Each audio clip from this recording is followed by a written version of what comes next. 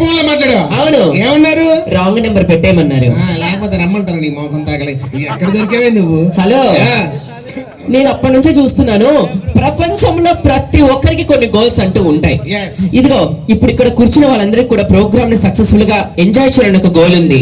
ముందర కూర్చున్న పెద్ద వాళ్ళందరికీ కూడా చక్కగా ప్రజలకు సేవ చేయాలని ఒక గోల్ ఉంది.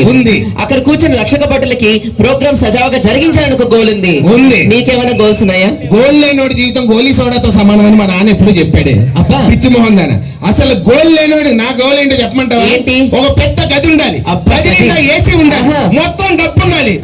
ఆ గదిలో నేను ఒక్కనే ఉండాలి. అయితే నువ్వు ఏటీఎం సెంటర్ సెక్యూరిటీ గార్డ్ లా ఉండాలి. ఎందుకు అంటే అన్ని అక్కడ దొరుకుతాయి గది, ఏసీ, డబ్బులన్నీ. ఇంకో ఇలాంటి పిచ్చి పిచ్చిగా మాట్లాడదాన్ని. ఇందాక అసలు నన్ను ఎందుకు నువ్వు ఇందానికి నన్ను డీ గ్లామర్ గా మాట్లాడుతున్నావు? నువ్వు ఏంటి పెద్ద అందగాడని పోజిస్తున్నావు? అందగాడ ఇందాక కారు దిగి వస్తుంటే ఒక అమ్మాయి నన్ను చూసేముందో తెలుసా?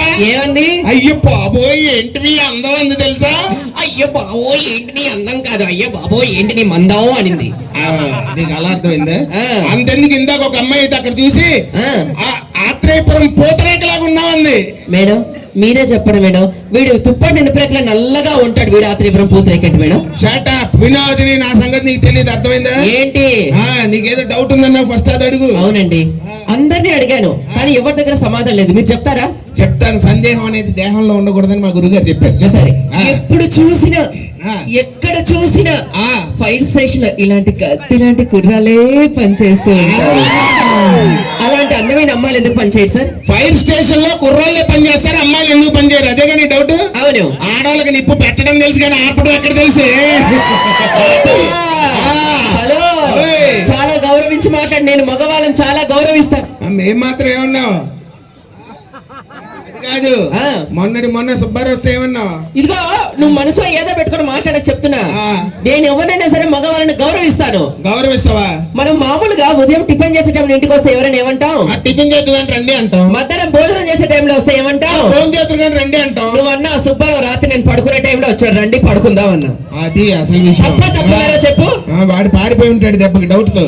సరే కానీ పిల్ల ఇన్ని సంవత్సరాలు అయింది, మనకు ఒక నగానట్ర ఏమైనా కొనిపించారా? నగానట్ర కొనివ్వటానికి మాది కళ్యాణి జ్యువెలరీ కాదు, కళ్యాణి టిఫిన్ సెంటర్. కావాలంటే రా, 2 చిల్లి గారెలు పెడతాం, చిల్లు ఫ్రీ.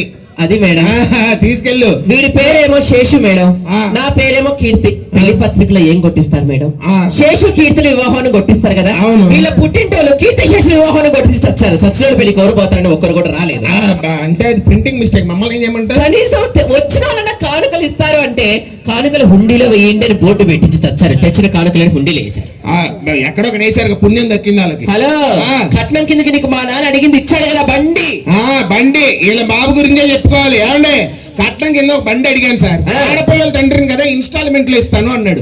సరే అన్నాను. ఎలా ఇచ్చాడు తెలుసా అండి? మొదటి వారం 2 చక్రాలు ఇచ్చాడు సార్, తర్వాత వారం ఒక ఇంజిన్ ఇచ్చాడు, తర్వాత వారం ఒక హ్యాండిల్ బార్ ఇచ్చాడు, తర్వాత వారం ఒక సైకిల్ చైన్ ఇచ్చాడు. మొత్తానికి అన్ని ఇచ్చాడు కదా. నీ పొందిచ్చాడు. ఇంతవరకు బేగం చేయలేదని ఎప్పుడు తెప్పాలి ఎప్పుడు దక్కాలి. హలో, ఇన్ని మాటలు మాట్లాడుతున్నావు, కిటికీకి కథలు కుట్టించి తగలడు. ఏమైంది? ఆ పక్కింటి జంగిరెడ్డి అదే పనిగా చూస్తున్నాడు. జంగిరెడ్డి చూస్తున్నాడా? సరిగ్గా చూడవలసింది ఆడే వచ్చి కుట్టి చెల్లిపోయాడు. చూడబోయాడు. చూసాడు చూడబోయాడు. తొంగి చూస్తే చంపాడు, చూస్తే ఆడే చచ్చాడు. నువ్వు చంపడం ఎందుకు? హలో, ఏంటి అక్కడికి ఏదో మీ మగవాళ్ళు మాత్రమే తెలివైన మాట్లాడుతున్నా. తెలివి గురించి నీకు తెలియదే? నీ తెలివి ఏంటో చూపించు ఫస్ట్. తెలివి ఒకసారి ఓ ఏంటి చూస్తాను నేను.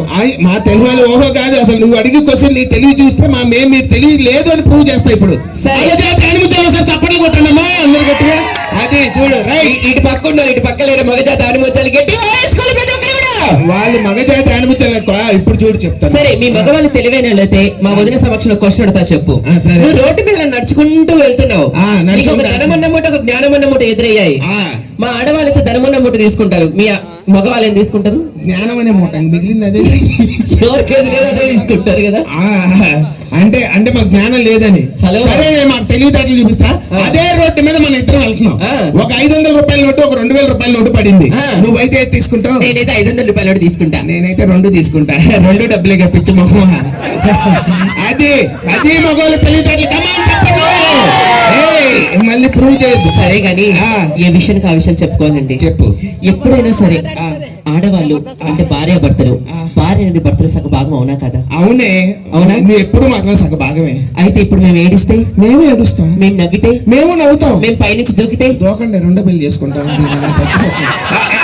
అదేలే, ఈగో ఉండాలి కదా, ఎప్పుడు ఆడవాళ్ళు పక్కకి వెళ్ళిపోతారా రెండో పెళ్లి చేసుకుని తగలడదామా అని. అట్లా అని కాదే, అంటే కాదు, ఖాళీగా ఉండే బదులు నిన్ను చూసుకుందామని వాళ్ళల్లో ఇన్ని మాటలు మాట్లాడుతున్నావు కదా, పెళ్ళి ఇన్ని సంవత్సరాలు అయింది. ఆ. నీ దృష్టిలో భార్య అనేది ఎలా ఉండాలి? భార్య అనేది రోజు రాసుకునే డైరీలా ఉండాలి. ఎందుకు? సంవత్సరానికి ఒకసారి మార్చుకోవచ్చు.